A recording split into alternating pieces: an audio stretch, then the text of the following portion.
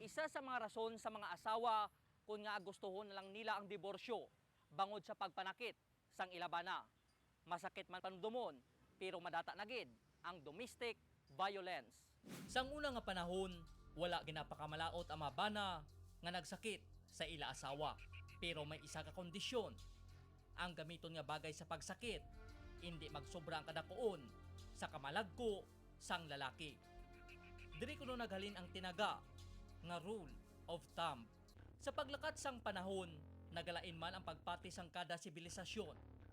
Subong, kung patupaan sang isa katawong iasawa kung bata, luwas nga makitkit siya sang rehas, headline pa siya sa ratsada.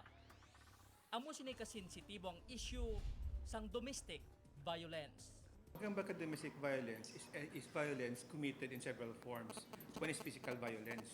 You also have what we call the psychological violence. Kung wala ang suportahan sing bana nimo, ginapawag ka karmi. Gani ang sintensya sa mamay mamagan sang kamot. May ara kita sang Republic Act 9262, no? Anti-Violence Against Women and Children Act. Kung sa diin, no, ang perpetrator pwede mapreso. Suno sa datos sang Gabriela Women's Party, sa kada 2 ka oras, isa ka babaye ang ginasakit sa iya sinipanimalay.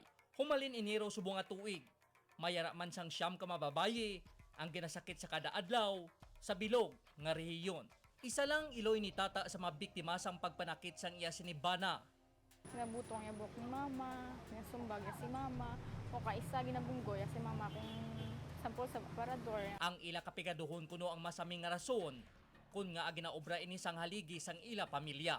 Ang puli siya sa balay, kung hubog siya, mga isa sang pagkaon, wala man may hatag si mama bala sa iya. Kung sweldo ya, half taon niya kay mama, tapos ang half nila inom lang niya. Kag kun mahubogan ang ila amay, pati silang makabataan, ginapatupaan man sang balakol kag paha. Tapos siya sa balay, sampol bihubog, sampol tulog kami mga tuwa gabi. Mulan na ako mabugtawan ko, layo pa lang siya, di kakanta siya. Antes, kato sa balay mo na nakulbaan ako, tapos hindi ako mapakali.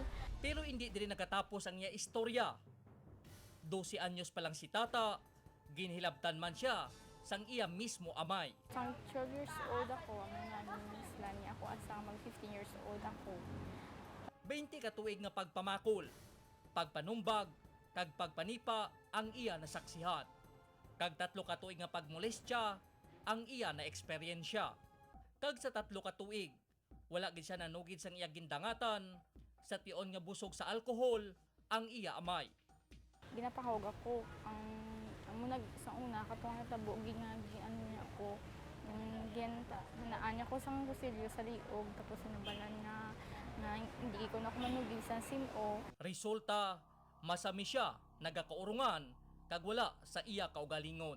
Sang naglabot siya sa edad nga tani iya mahambal nga dalaga na siya, dito pa lang siya nanugid siya manghud, nanay, kag tiya. Ginupod ko manghud ko ang babayi, masyaman ang una ko ng Sweden, tapos naman na, nag-ibig si ama, tapos hindi sa mama makapati nga mo yung balagin ni Papa. Sa sige-sige nila nga pagpangadi, nabatian gid sang Dios ang ila tingog. Ginatipan sang DSWD ang ila pamilya. Ang Haven or Regional Center for Women is a place kung diin ang mga victims ng mga abused, including those of the domestic violence, ginakuha namon from the environment and we are molding them to have a fresh start. Sa sulod sang pila ka bulan, ginatagan sila sang counseling hasta madula ang trauma kag kasakit nga ila ginabatyag. Ikaw mo magdulaan sang pag-asa nga amo na mag-isip ka nga ay amo na ko ni wala na ko pulos, hindi ka mag-isip nga amok nga ikaw lang isa sa kalibutan nga amo na. Kag kun ang ila mga house parent ang pamangkuton, may mga naman kita dira nga mga activities nga buligan sila nga ma-regain ang ilang self-worth and ang ilang kapagsik. masakit man para kay tata, pero para mauntat na ang pagdominar sang ila amay, ginpasakaan niya ini sang kaso. Subong si Papa, nag-detain na dito sa amon man, nag-ipriso siya.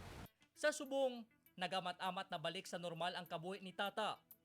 Maayo lang kay nakakita siya sang kaisog, agud isugid, ang pag-abuso sa ila sang iya tatay. Apang ang masubo, hindi tanan nga biktima sang domestic violence, may kaisog, pareho kay tata. Kabalo kung matabo sila, kung reklamo sila. Although they are not satisfied sa world nga kanabo sila subong kay kastigo sila permi, wala pa sila na-empower nga may DSWD pagali nga magbulig sa ila. Ang pagpanakit o kung pagpang-abuso sa sulod sang panimalay, hindi na isa ka pribado nga butang, kung basihan ang layi.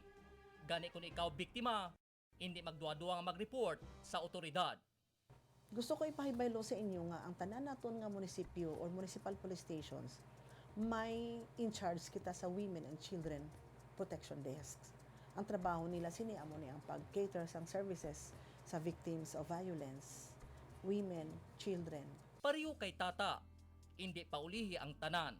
Sa mga nanay, kung natabo man sa inyo ang amo na, hindi ka mo magduwa nga mga isang bulig sa mga piyara ninyo, kaya hindi ka mo magkahadlok. Kag ang minsay nga gusto niya gid ipalabot sa tawo, nga naguba sa kabuhi lang nga mag-iloy, Ang mamba ko lang kay Bapa, nandaan, gusto ko gid nga mabagutan na daan ma-realize na masugi nga gitang himo sa amon sa lakag. Gusto ko lang nga magbalik na siya sa Ginoo. samtang ginahambal ko ini, pilaayan ka iloy ang ginasakit sa ila panimalay. Pilaayan ka mga kabataan ang ginamolestya. Kun tani, mag-abot ang tion nga wala na sang iloy o kon bata nga magsinggit sang hustisya. Ako si Enrico Surita Jr.